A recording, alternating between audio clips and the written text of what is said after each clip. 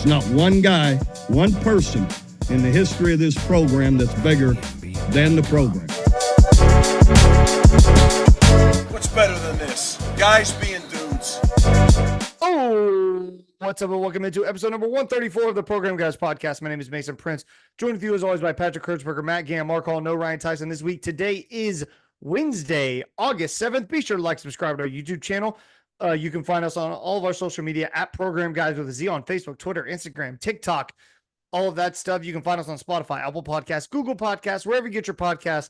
That's where you can find us. Be sure to leave us a review while you're down there. Boys, we are back. Another seasonal preview episode as we inch ever so closer to the season. One more week closer. I think that's part of the reason that I like these podcasts in the late summer so much is because seeing you guys every week makes me feel like I'm just that much closer to the season. And what are we at? We're 3 weeks out. 3 weeks out. 3 weeks out. 3 weeks out. We've got programming planned, scheduled for the next 3 weeks. Have we ever done so well? Tune in, baby. Tune in. Huh? Truly have not. Tune in. You're going to hear Matt talk about guys whose names he has trouble with. Yeah, absolutely. So Gonna have some trouble today. That's for sure. That and 133 other episodes. You can check them out. We talked quarterbacks, running backs last week. This week, we're going wide receiver, offensive line before we switch over to the defense for the next 2 weeks. Yes. Thank you. Tight ends as well. So next 2 weeks after this week, we'll be focused on the defense, but one last hoorah for the offense real quick. And boys, before we do we want to start with the coach's outline? Yeah, I do. And I was going to also kind of mention and throw this in there. We are getting footage of the guys at practice with fall camp underway. And man, I am feeling some things. Hey, I was right about Taylor Tatum. Dude, you were. That dude. And the way they talk about him, yeah, it sounds like he could be RB1. Well, dude, and even Caleb Hicks looks great. Hicks looks great. A monster. Javonte Barnes looks PJ Adebawore. I need to say his name right. Nic I'm Anderson, keep just throwing a slight W in there and calling it a day. Adebawore. Dude, he looks fantastic. Yeah. I mean, good God, dude. It's crazy. He's still a guy that's got to put it all together, though. I know we're not there yet, but he looked great last year. Caleb Hicks looked great last year. Caleb Hicks looked like the most SEC ready back last season. Right. They're all raving about Javonte Barnes. Terrible time for us to do our running back episode last week, but honestly, I'm excited to see how that one plays out because there's just so many guys. Yeah. That we all would expect to be real. Excuse me, I had a little bubble there. Real playmakers. Yeah, Nick Anderson, the wide receivers look really good. Deion Burks looks great. He's moving around. Gotta love to see that. And Nic Anderson is him. Dude, it's just, I'm feeling some things, man. Patrick, tell me if I'm wrong. No, you're not wrong. I just saw He's not into it. No, I'm super into it. And I just saw the video of Nic Anderson in the middle of the huddle, right in front of Brent Venables, hyping the guys up. Right. From a young player like that to be in the middle of the circle hyping people up, having that amount of leadership at that young age is so cool to see. So many good things are coming for this program. I thought he was going to say, I saw a video with Nico in the middle and just flip gears on us there. And I was going to get upset. I can understand that. To be upset. But it does bring me, and I know we're about to talk about Oklahoma being listed 16 in the coaches poll. We're talking about all these guys who look so good right now, and our roster is so good on paper. Why are we 16 on the coaches poll? Are we delusional, or are they just wrong?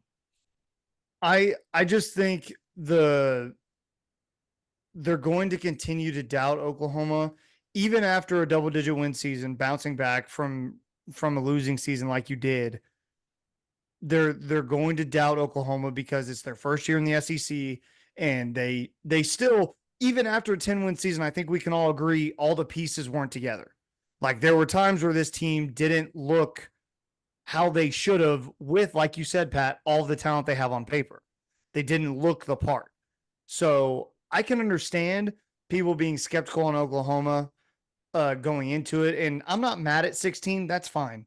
I'm okay with that. I'd be a little more mad if it was like, 24. Because I'm like, there's not 24 teams in the country better than Oklahoma. Like that. That's just not true. Go ahead, Mark. Can I throw us the top 16 real fast? Yeah, go ahead. And we can discuss it from there. So starting at 1, Georgia, Ohio State, Oregon, Texas. That's your top 4. Texas, Bama, Ole Miss, Notre Dame, Michigan, Penn State. That's your next 5. Florida State, Mizzou, LSU, Utah, Clemson, Tennessee, Oklahoma. So you've got a ton of SEC schools in there. We're going to play those schools. Mm-hmm. And I'm not super upset at, Tennessee 1 above us. Okay, fine. That's a coin flip. That's not a big deal. Mizzou had a good season last year. They're returning Luther Burden III. They stole Caden Green. They've got some high-powered freshmen coming. So they're playing at guard? Which is... Sorry, didn't mean to interrupt. Maybe Bill Bedenbaugh knows what he's doing. Yeah. Maybe Bill knows what he's doing. We're going to play Tennessee. We're going to play Mizzou. We're going to play Alabama. We're going to play Texas. We don't play Georgia unless we meet them in the SEC championship, but play Ole Miss. All of, I can see why all of those teams are ranked ahead of us. I think my number starts around, and we play Ole Miss. Great call. If you wanted to put us at like 9 ahead of Penn State, I think that's the peak that I could possibly rationally understand. And 16 is well within the range. Jackson Arnold threw infinity interceptions last time the country saw him, and the coaches voting on this aren't watching every team every week. No. Of course, we're a little bit drinking the Kool-Aid, I think. Yeah. Matt Gann, get in there, please. Well, please, I think Mark hit it, I think, on the head. We play number 5, 6, 11, 12, and 15. And that's all on, and 4. That's all on our schedule. All top 10 preseason teams are on this schedule. OU's probably got one of, if not the hardest schedule, other than Florida. I think we're right up there. Florida's got a hellacious schedule. Yeah. But OU's not too far off, especially our SEC schedule. When you compare that with Texas and what they got, I mean, having to play Vanderbilt, Arkansas, Kentucky, compared to what we have to, I think there was a little bit of a lopsidedness. But again, to be still in the top 20 after the way the season ended and having that, I guess, recency bias, Mark, to your point of the way Jackson Arnold and essentially starting a new starting quarterback, a new offensive scheme. Now that Jeff Lebby is no longer there, he's now at the head coach, defensive coordinator, new defensive coordinator. There's a lot of unanswered questions for this Oklahoma football team. And again, we can watch all the practice videos. Everything looks good. And hey, listen, it's been a heck of a summer with Smitty. These guys are massive, especially in the trenches, the linebackers. Everyone looks good. But I have to see the execution and the product on the field, because there's still just a lot of things that I need to figure out what's going to be the RB room, the offensive line, defensive line.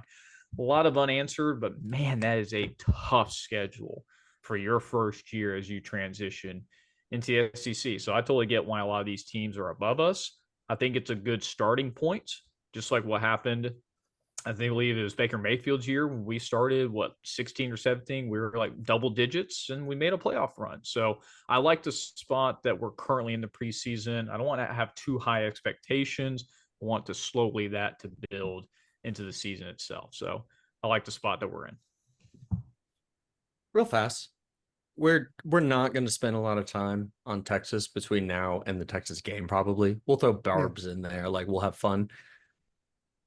I'm troubled by them at 4. They lost every offensive skill position player of note, every single one. They've still got Kelvin Banks. They've got plenty of guys on defense still. I understand all of that, but I think that a team replacing all of those dudes that struggled against Baylor last season should not be ranked number 4 in the country. Probably still ahead of Oklahoma. I can grant that. I can get there. from a national standpoint, but 4 is crazy to me. And Oregon at 3, I love Dylan Gabriel. He's not going to get him all the way. No. Mason, do your famous chant that you do every year about Texas being too highly regarded in the preseason. Because you do this every year. Yeah, give it to us. He said chant, but rant, I think, is what he meant. And I was like, what potato, tomato, potato. Yeah, but what you really did. But again, different words. Again, tomato. Yeah. Again, you said tomato, potato, like for real. That is exactly it, because they're different words. Look, we know what this is. Every year. It's the same thing every year, right? And yes, Mark is correct. They lost those guys, but people are going to say, oh, well, you returned Quinn Ewers, and when he was healthy, Quinn Ewers was arguably the best quarterback in the country. And through 3 weeks of the season, I would have agreed with you. But the season isn't 3 weeks long. And I don't think that they got the horses that they think they do. I don't think you lose Xavier Worthy, Jatavian Sanders. Jordan Whittington. I don't 2 think running backs, Keelan Robinson, Jordan Brooks. Exactly. Sorry. I think it's a lot. You knew those names better than I did. I'm glad you jumped in. So to lose all those guys and to just be like, oh yeah, this is definitely the number 4 team in the country. There's just no way, man. There's no way. I'll give you, if you want a top 10 team, sure. For sure. I'll give you a top 10 if that's what you want. They made the playoff last year. They deserve a little bit of credit, I guess. But let us not forget, if you think this Oklahoma team is the 16th ranked team in the country, this is the same Oklahoma team, for the most part, that physically dominated Texas in front of everybody. And now that Texas team is arguably worse, and this Oklahoma team is arguably better. So where are we at? I don't know. I agree with you, Mark. I don't know how we get here, but we're here every year. And I always tell myself I'm not going to let myself get bothered by it, but I am. I am bothered by it because, again, they won the Big 12, and credit to them for winning the Big 12, but they won it in not great fashion. I don't get it. Go ahead, Mark.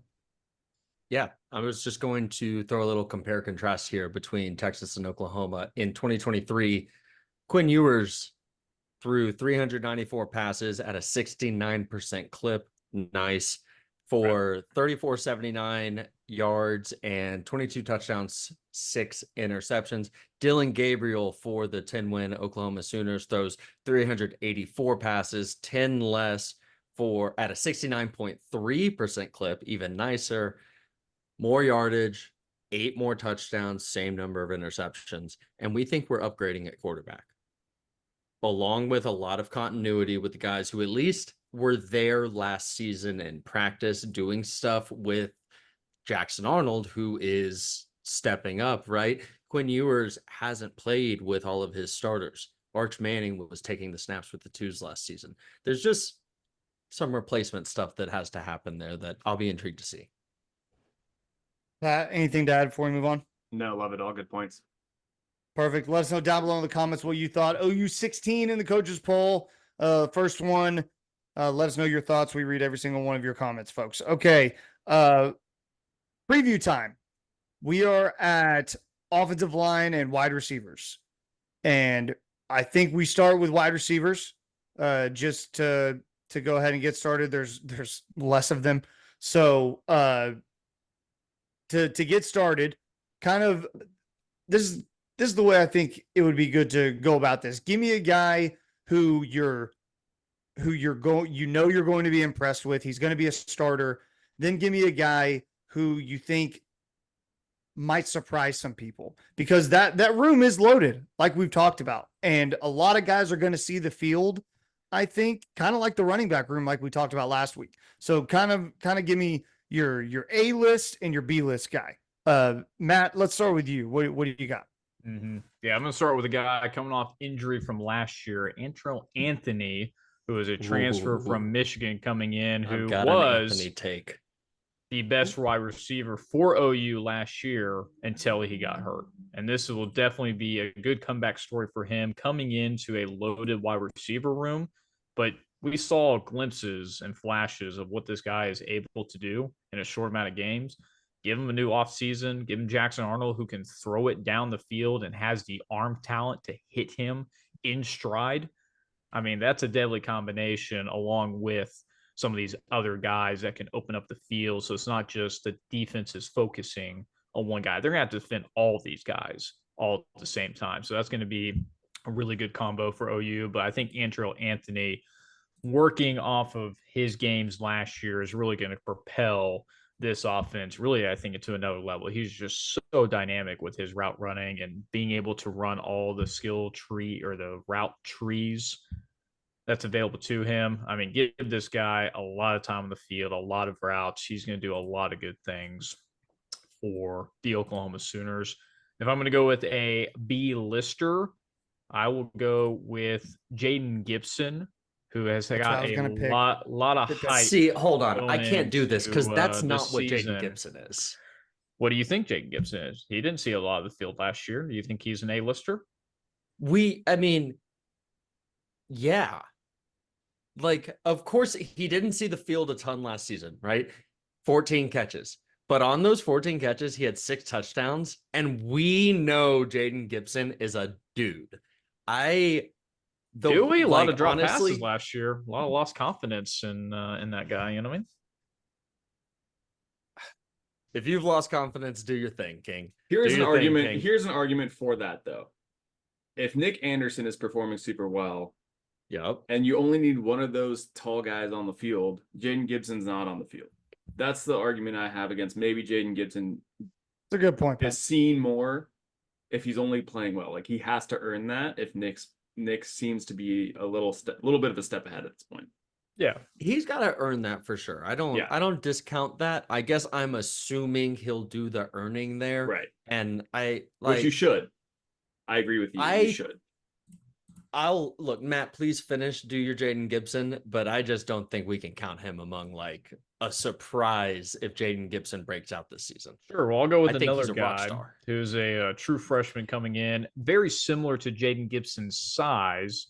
That's going to be Ivan Karayan, 6'6", 219 from Odessa, Texas. I'm just going to keep on fighting through. Thank you, Mark. This guy, very similar build to Jaden Gibson, just a freak of an athlete. I mean, that size you cannot teach. So I expect one of these true freshmen to make a bigger impact. And I think Ivan can be that guy. I mean, goodness, how can you imagine guarding a guy who's 6'6", 220 plus? Can't imagine. So I think he might be a little bit under the radar for a very in-depth wide receiver room. Those are my two guys. What you got, Pat? Yeah, I'm going to agree with Andrel Anthony. I think a lot of people are high on Deion Burks for totally good reason, but Andrel's the guy who I think is going to continue to be number 1 or number 2 for this offense moving forward. So I'm going to agree with everything Matt said on Andrel Anthony. From a who might come out of the woodwork a little bit, I'm going to go with Brendan Thompson. I think we very much underutilized him last year, and when he was on the field, he played great. He's the same height, pretty much same weight as, no, he's a lot smaller than Deion Burks, but he's the same height as Deion Burks. I can see them both on the field really doing some things that defenses get confused about, running similar routes sometimes, and then sometimes running completely different routes. Like all of a sudden, Brendan Thompson is 40 yards down the field before they even knew it, when he was just running routes similar to Deion was. Now, I really think, again, underutilized this last year. Hopefully we find a way to utilize him, because he has so much speed. He's almost unstoppable. The games where Brendan Thompson broke out last season, you could really see that speed. It was next level. He's got speed you can't teach, and I'd love to see him utilized. Yeah, that's all I got. Cool. Mark, you go ahead, man. Yeah, dude. All right, either before or after, I'll go ahead and go before. I don't think Andrel Anthony carves out a spot to start the season. I don't think that happens. He transferred in January of last year, and had the entire spring with Dillon Gabriel. It made sense that he became Dillon's number one guy in that time. Jackson Arnold has been throwing to Nic Anderson and Jaden Gibson for 2 years now. And he had a spring with Deion Burks, who is a monster. So the reps are going to be more consistent with Deion than some of these other guys. I think that's going to be your starting three. Jalil Farouk might get in there. And those are sort of the guys we should start the conversation with. That's where I land. Maybe I'm too bearish on Andrel Anthony. He was a rock star last season. I'm willing to accept that if that's what comes to fruition. But I think he's another guy that's going to have to really show them on the practice field. He's got it all back, and all he's doing now is running routes. He's not practicing. He's not real life practicing. That's doing a shoot around. So we'll see. We'll see. I'm really excited to see if he can, because his speed was great and his route running was next level, but I got to see it before I believe it. My guy, if we're just going number one, Nic Anderson, man, it's so easy. I think he's a Biletnikoff Award candidate of guy. He should be on. I'm surprised he's not on some of the preseason, at least second team SEC projections. I think that is an omission for a player at 6'4", 213 that showed us last season. Not only is he big enough to make the catch, but then he's big enough, agile enough, strong enough, quick enough, fast enough to do something with the ball after the fact. And you don't often see dudes with his kind of size that can move as well as he does. You can clearly tell he's Rodney Anderson's brother, because he's not afraid of contact. He's willing to take it, and he's willing to dish it out too. I'm super duper high on Nic Anderson. I think that's wide receiver one all season long. I think he is the guy. Maybe Deion Burks, but I think Nic Anderson's definitely the big dude we go to. I think Nic Anderson's got to be your first option, in my opinion. He's too explosive with the ball. 21 yards a catch. 21 yards a catch as a freshman. 798 yards. 10 touchdowns. 10 touchdowns. Out of how many? 38 catches. Nearly 25% of his catches are for a touchdown. All he does is catch touchdowns. 38 for 21 a pop is a ton. It's so many catches. It's a lot. I think Nic Anderson is the guy for you as a sophomore. And that video they showed today, he's a leader, man. He's a leader. In the middle of that huddle, you have BV standing right there, and you're screaming right in front of your head coach and Schmitty, and they're both shaking their head, acknowledging you, and all those guys in that huddle shaking their head, acknowledging you as well. He's a leader on this team, and I'm fired up for him to be the guy. I think he will be. If I had to rank the guys, I think it'd be Nic Anderson, Deion Burks. Then you go, I'll give you Andrel Anthony, and then Jalil Farouk, which is tough for Jalil coming into another year, because I think people are overlooking Jalil. I think Jalil can be a really good weapon. I think he kind of got lost last year, kind of lost in the shuffle a little bit. I think we might see a little bit of a Jalil Farouk resurgence. Go ahead, Mark. I think he got lost last year because he just didn't perform. That's part of it. He was hurt here and there. They played him at running back here and there, which at the time I was into, but we saw it just didn't work. I think that top list goes Nic Anderson, Deion Burks, Jaden Gibson, and then you've got this Jalil Farouk, Andrel Anthony thing brewing. That's how I see it going. But the room has only gotten more and more talented, and Jalil Farouk didn't show us enough last season. Yeah, I think he starts out number 3 at best. I think we all could agree with that, because you got to look Nic Anderson and Deion Burks, right? They have to be. I feel like they have to be. But I agree with Matt. Jaden Gibson, if he can shore up the drops, that's his biggest question mark, right? Like you can't drop the big passes. He made fantastic plays. Let's not forget that. He runs good routes, gets open. Yes, he absolutely does. This new offense, I'll be intrigued to see kind of his role that he's carved out in it. But also the guy is kind of under the radar. I want you guys to be on the lookout for Brent Venables is not afraid to play freshman. Zion Ragens, look for that guy to somehow get the ball in his hand in a Gavin Freeman type of role without all of the bullshit. Hopefully. Yeah. Look for Zion Ragens. That guy has track star speed. And in the SEC, that's what you're going to need. You need size and speed, and you can't coach either of those. So to have a guy, he's not a big kid. Like, he's not 5'8". I saw him. He's maybe 160. Maybe, dude. He's little. Maybe. He's a little guy, man. But like, that can work out. There's a guy right now who's the number one player in the NFL who was a really undersized guy coming out of high school and carved a niche for himself at Oklahoma State. That's Tyreek Hill. And that dude's got very similar speed. I'm not saying he's faster than Tyreek Hill. Don't quote me on that. But that guy is very, very fast. And he's going to be a weapon on a quick screen game, on the RPO game, on a jet sweep game, any sort of gadget play. I think in the return game, I think he might get some chances as well. He's too fast to not have on the field. He's a unequalizer, not a real word, but I'm going to use it. He makes the scales kind of tip in your favor in terms of athletes on the field. And I think at some point he's going to get some burn. And whether that be early in the season when you're playing Temple, when you're playing Houston, when you're playing Tulane, look for Zion to get some burn and look for him to get the ball in his hands and then say, okay, freshman, go show us what you got.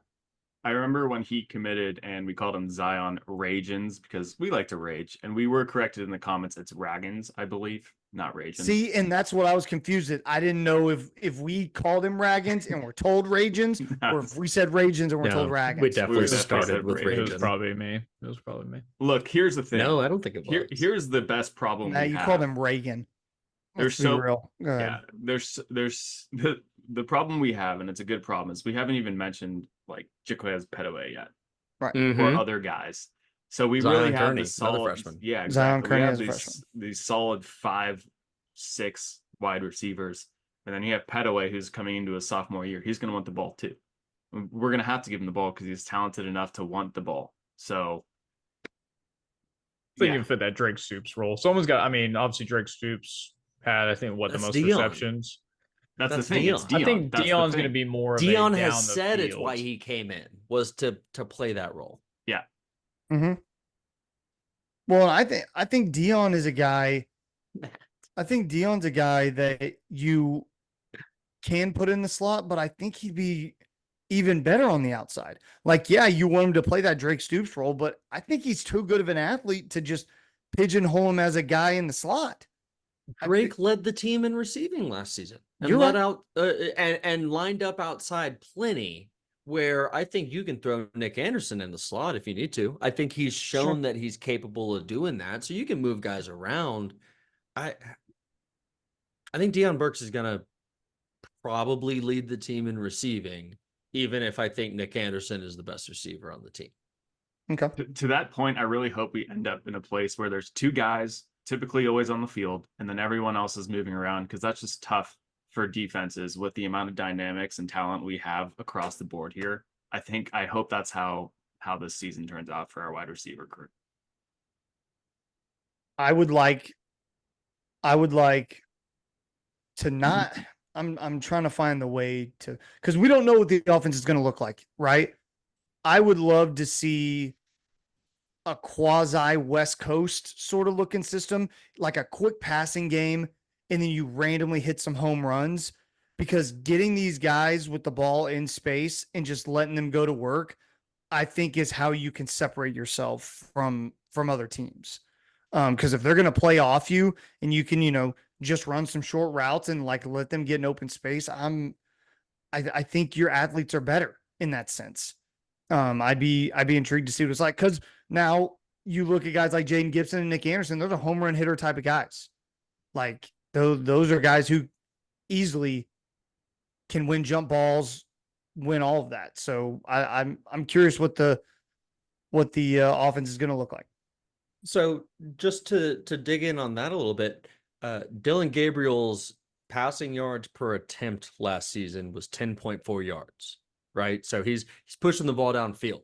Yeah. Mason Fine, Seth Luttrell's starting quarterback, his last season as the head coach. No, I think he was still the head coach, but this was like his guy at UNT. Mm-hmm. Yards per attempt his last season at North Texas, 7.5.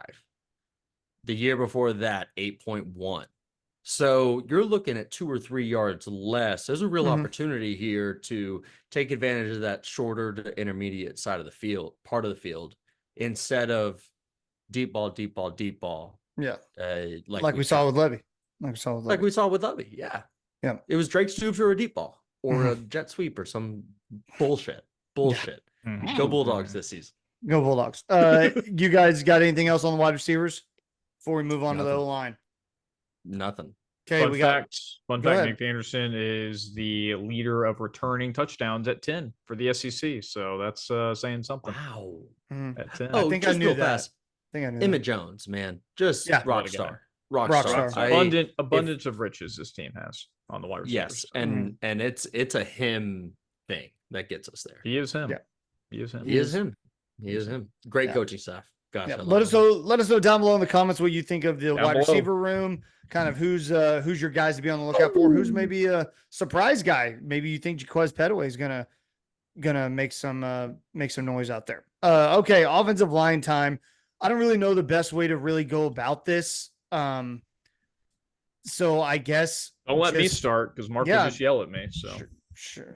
Don't let God, you stop. Okay, then hey, let me there's one question really so I was listening to our peer podcast, The Oklahoma Breakdown, and Gabe brings up this point where at Coach's Media Day or whatever in Oklahoma, the first name that Brent Venables brought up as someone who's really bringing it on the offensive side of the ball is Joshua Bates at center. And the second name he says is Branson Hickman. So it's not like this huge thing, but I think it's interesting to see like what's going to happen there, because we all, I think I definitely did, assume Branson Hickman would just step into a starting role. But Joshua Bates has more experience. He knows the offense. He knows Seth Luttrell. He knows Bill Beatonbaugh. He knows Jackson Arnold. It's an interesting place if we land with him taking the starting role. And I think it's a place we're ultimately better for, because if he takes it, it means he has really shown something. And I think that you can say that along the offensive line at a handful of positions, but starting specifically at center, what do you guys think about that? Well, I'll disagree with you on the experience. Joshua Bates is a redshirt freshman compared to I guess I'm Branson Hickman, offense, but you're right overall. Junior definitely. Transfer.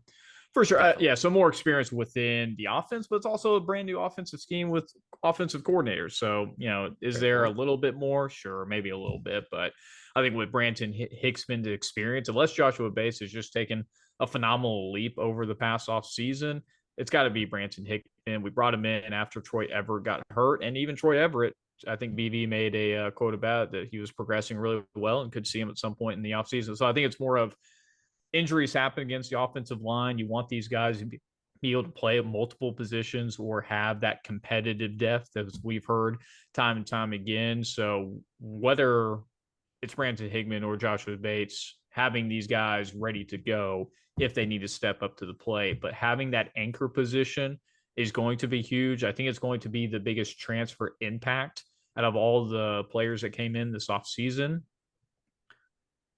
Branson Hickman's going to anchor down that offensive line, build that chemistry with Jackson Arnold, and obviously lead this offensive line into the SEC, because it's going to be a very big shuffle. We all know Bill B does a lot of experiments in the first 2 or 3 games. So whoever starts the first game is most likely not going to start the second game. But there's some good people on this list. I've heard a lot of good things about both freshmen Eugene Brooks and Eddie Pierre-Louis. I expect a lot of a lot of these freshmen to make some big impact off the offensive line. Love it, Pat. Do you have Lewis. any? Pat, you got anything to add? We can move on from center if you want. I'm in the Branson Hickman camp. I think it's going to be his job. To be clear, me too. But we were definitely were you clear for a moment there? Yeah. Right. Well, Yeah. no, I want to provide the clarity because I think that it is more likely that Branson Hickman is more there for it, but the mere thought being introduced, a guy like Gabe Eichert doesn't say that for no reason. He's best buds with Joe John Finley. He's at the coach's media day. It's not an accident. So Matt, be nice to me, please. Thank you. That's right. Pat, jump in there, man. What do you got on the offensive Pat, line? give it to us, buddy. Yeah, Joshua Bates is incredible. He will be the starting center at one day. It's just a matter of time. Depends on, it could be this year, definitely probably next year. That's all I got on center. We can move on.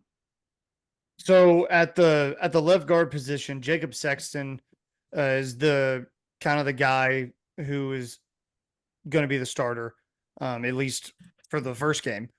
I don't really know how I feel about Jacob Sexton, but I know how I feel about Heath Zeta, and I don't want to see him. So just too small still. Yeah, I can't do it. So Jacob Sexton at left guard, or at least one of the guards, to me makes the most sense. And then at left tackle, Michael Tarkin. Tarkin, is that how you say his last name? It is. Tarquin. Nope. I don't know, but I'm trying to get Tarkin's measurements in front of me. So 6'6", 317. It's a big guy, comes from USC in Florida. I think he's got to be the guy. He's got to anchor you down, especially with a young quarterback. You have to rely on a guy like that to be the leader, have the experience, and be the voice of reason on that offensive line when everything's going to crap and Bill B's shuffling people around like we know he's going to do. Hopefully he can kind of step in there and be the guy to calm everybody down and say, like, I got this. Well, and to that point, if you're looking at it and you assume Michael Tarkin's the starter, and maybe he's not, but maybe he is, you assume he's a starter as a redshirt senior. Jacob Sexton's a junior. Branson Hickman is a redshirt junior. Fabechi Wewu, transfer from UNT. I think that dude is just locked in at the right guard position. I think that is set up. He came in and it has just kind of taken a position, and that's, hey, fantastic. You know what? I don't want to see a freshman guard if we don't have to. I don't want to see a freshman anything if we don't have to. Caden Green should be an outlier, especially because those guys leave us immediately, apparently. And at right tackle, I think Jake Taylor sort of has that locked up. And that's another interesting one because when Spencer Brown came in the spring, we sort of assumed, that's it. At least a depth piece and definitely a possibility as a starter. And now it feels like Jake Taylor has really taken that on. I was speaking with a friend of the pod, Ryan Heil, the other day, and he brought up a good point that was like, okay, yeah, Spencer Brown has a ton of starts. I think 11 starts last season, 12 the year before that. He's a starter at Michigan State. How many wins does Michigan State have the last 2 seasons? There's a reason these guys hit the portal. So I'll be very interested to see how that battle plays out as well at right tackle. But if they're close, give me Jake Taylor, man. I want to get the young guy more reps than the older guy, especially when we've got such experience along the offensive line already. Well, and you don't ever wish for this, but at some point, somebody's going to get banged up. So really, you need to be confident in your guys. That 2 deep is so important. To the first and second string guys, that matters a lot because somebody's going to get banged up and have to come out, even if it's just for a series or 2. And to know that you can rely on some guys, like the reason that we're talking about Branson Hickman and Josh Bates, that's a good problem to have, right? You look like you just said at Jake Taylor and Spencer Brown, good problem to have. The guy, if Jake Taylor is the guy, right behind him is that redshirt senior who transferred in. So I like where we're at on the offensive line. Now, again, remains to be seen. We'll see what happens. In Bill B, we trust, but I think the first 3 games are going to be really, really important for this offensive line. Not, like they always are with the Bill B and Ball offensive line, because those first, kind of low leverage non-conference games are where we find out kind of who the line is going to be. And then by Texas, that's when Tennessee this year. I know. Yeah. That was my next point, is you can't wait to get to Texas now. You have to be ready to go by Tennessee. So do we see it kind of accelerated, or do we still see Bill B kind of switch up his mentality and stick with the 5 he thinks is best from the jump and see how well they adjust through the first 3 weeks? I don't know. I don't know the answer. I'm really hoping there's any way we can. I'm really hoping the Houston game shows us a lot. Like, that's a decent-ish enough opponent where I'm Big hoping 12? Yeah, Big 12 team, right? I'm hoping that after the game against Houston, he has it 80% figured out. Maybe there's one guy that he's unsure about, but I'm really hoping at that point in time he has it figured out. I was just going to point out the freshmen, and how incredible their size is and their talent coming in. They're going to push these guys to be good too. Like, the juniors and seniors are going to have to perform, because Daniel Akinkume is ready.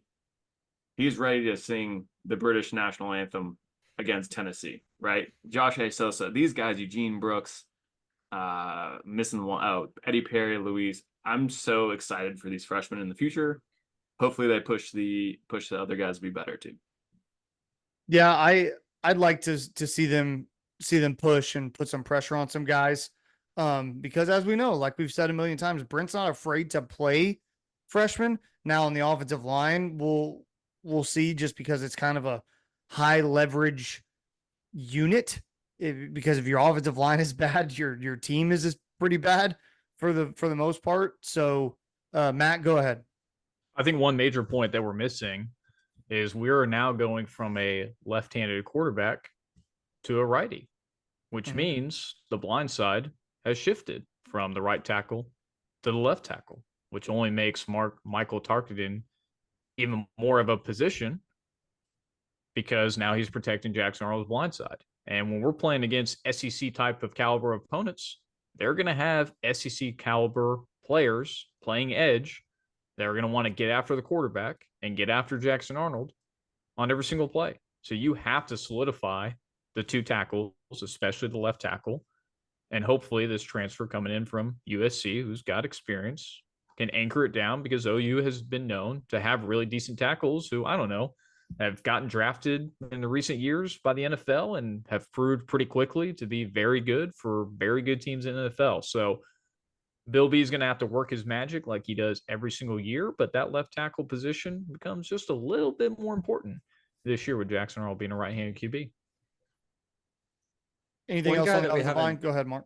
Yeah, we just haven't talked about him nearly enough, probably, is Gary Hatchett. That's the transfer from Washington, who is coming in and is a competitor at the guard spot. I think that, between who is it? Sexton, one of our Jakes, Sexton and Hatchett.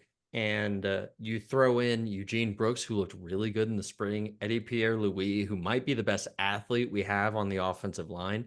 I think that the competition there, at least, is going to be strong. Oh, Mark is gone. No, he's here. He's here. He's just audio. There it is. I'm back. Okay, nice. All right, guys. I am not as worried about the offensive line after doing some research for this and looking at the names, looking who we have. We just got to see it come together. It's the same bet that we're making with Jackson Arnold, right? It's the same bet that we're making with a Caleb Hicks. It's the same bet we're making with a Jaden Gibson. And that's college football. There's turnover every 4 years. You have to be able to make the bets. Quick question for the group. Speaking of freakish athletes, EPL, we saw him run track. He is very fast for the guy his size. Do you think any one of us can outrun him on a 100-meter dash? Absolutely. Patrick with his long legs. What was it? Mason? I don't know. I probably 100 not. meters. You versus EPL. Who's winning? Anyone in this group? EPL. There's no. You think he's outrunning all of us? Yes. He was running in state track meets. There are dudes his age in the prime of their athletic career that are losing out to a 320-pound guard. I promise you, all of us pushing or past 30 are not doing that, man. Yeah. If I got like a 10-meter head start, I bet I could. Well, now you're throwing conditions in. Like, so well, I'm just saying, Johnson against a cheetah. What are you doing? Yeah. I give myself a fighting chance. Okay. Anything else on the offensive line before we move on? Okay. I want to throw this out there real quick. Some NCAA news. The Sharon Moore story with Michigan. Deleting over 50 text messages to Connor Stallions the day the news broke of a low-level staffer sign stealing operation. Moore could be hit with a level 2 violation by the NCAA and could face suspension as a result. Do we think they do anything? I don't know. It seems like it. You think? The vibe I am getting online is there are going to be penalties, and specifically Sharon Moore might get hit. The program might get hit with some postseason stuff. I mean, super weird. Jim Harbaugh decided. It's always worth it if you get the rings, but no, Jim Harbaugh knew there needed to be a body to find. Yeah, and that's kind of my problem. He got out. That's my problem with this. Is like. There's no way to punish Jim Harbaugh, but like he was on Pardon My Take this week and he just goes on there and he's like, I just, I knew it was time to go back to the NFL. No, you knew it was time because you were going to get freaking roasted, busted. Like that it's so disingenuous. And I know that's what it is. He's a college coach. He's a slime ball. Like they all are. I get it. But like, it just frustrates me, man, because like he's going to peddle this story out there like, oh yeah, love the NFL. Just time for me to take that next step again. Like, no, dude, you burnt the thing to the ground and told somebody else to figure it out. I won you a natty. That's what you did. And like, just own it. Just own it. It's frustrating. And I don't feel bad for Michigan. Let's be real. Own that and own his legacy at the same time. Right. I don't feel bad for Michigan.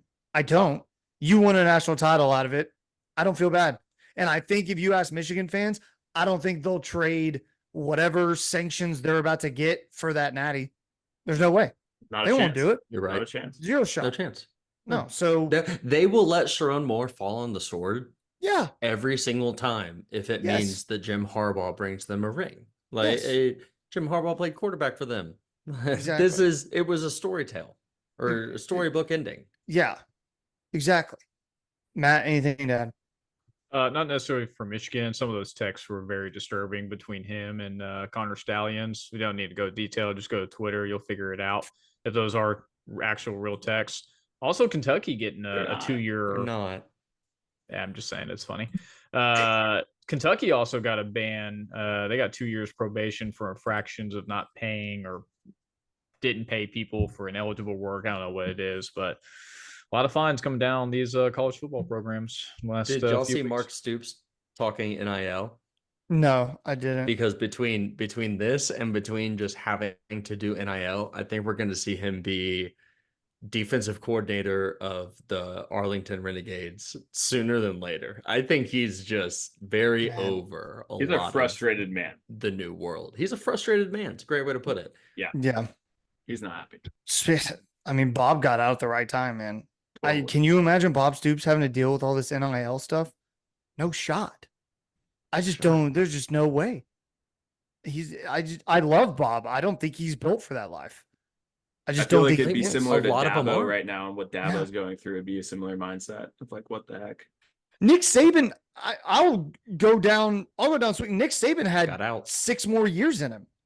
Like he was going strong, but he can't even deal with this stuff. He has the best recruiting class in the country every year, and he's like, no thanks. Like, the I'm job done. description changed. Yeah. You've got to be constantly recruiting your own guys, recruiting other guys, recruiting guys that aren't even in the portal, recruiting freshmen or recruiting high schoolers. Sometimes as far as 4 years out, in addition to recruiting incoming seniors that might hit the portal. Like it's a different job, man. Yeah, man. And then keeping your guys. Yeah. Yeah. They're compensated for it every day. They're compensated, but like it's a crappy job for sure. Coach Venables, if you need us, we're all there. Yeah, we're all here, man. Whatever you need, dude. KD Jones, I can help you out. You let me know. Okay. PGP MVP of the week time to end it. Pat, let's go. What do you got? Your MVP? Yeah, I'm gonna go with Germany basketball. Got the gold in 3v3, which 3v3 basketball doesn't really matter. And they're playing well in the real 5v5 basketball right now too. So hopefully they play the US in the final. That'd be fun. Apparently US's draw is like choice. Yeah. US, like in the knockout play, I think their side of the bracket is like pretty easy. Yeah, they got to play Serbia next round potentially. So they wiped the floor with Brazil earlier today. They got to play Serbia or somebody else next round. Didn't they already beat Serbia once? Correct, but that's a better team than most with Joker on there. So, but they already beat them. Yeah, they already beat them, but now they're gonna have to potentially play them again in the quarters. Didn't the Celtics beat the Warriors in the 2021 season, regular season, before the 2022 finals, Mason? Yeah. Surely they got a win in the regular season, right? So I'm not totally sure. Yeah, and it is one game. You know, it's one game. It's not a series, so you know you gotta play it out. But yeah, I don't know. I just don't. I don't see it. But okay, who's next for our MVP? Matt, go ahead. Yeah, I'll go. No, I'll go next. Go ahead, Mark. Katie Ledecky will be my MVP. So I saw this graphic and it just blew my mind. I don't know. Probably NBC put it out there, but the top 20 1,500-meter swims, all of the best times in world history belong to her. And there is a 38-second gap between her fastest and her slowest. That is unbelievable. That is just, the Olympics are very cool because we see all of these athletes in basketball and football and baseball and soccer and not much else, right? We really don't. And so you see these other people who have honed their bodies in such perfect ways and are really the next level of evolution for the human race, right? Like Michael Phelps is built in this weird way to be able to swim. We're seeing this with these athletes all the time. And Katie Ledecky represents probably the best there's ever been on the Olympic stage, at least on the ladies' side. And I'd love to hear if I'm wrong on that in the comment section. But that's my MVP, man. Just what a rock star, even later in her career, just dominating on the world stage. Katie Ledecky. Wait, best ladies athlete or just swimming specifically? Olympian. I would say Olympian. Who do you think? The only person I would argue is Simone Biles. Yeah. She'd probably be right there. That's such an obvious one too. Yeah, that's such a. But they're like 1 and 2. I mean, they're we're watching greatness. We get to watch greatness, man. It's very cool. Being an American is awesome in general. Yeah, we do dominate the summer Olympics, that's for sure. My LVP of the week is South Korea. South Korea requiring Tom Kim. Lots of reasons. Tom Kim to perform his mandatory military service after he narrowly missed out on winning a medal at the Olympics. He's a golfer, in case you don't know.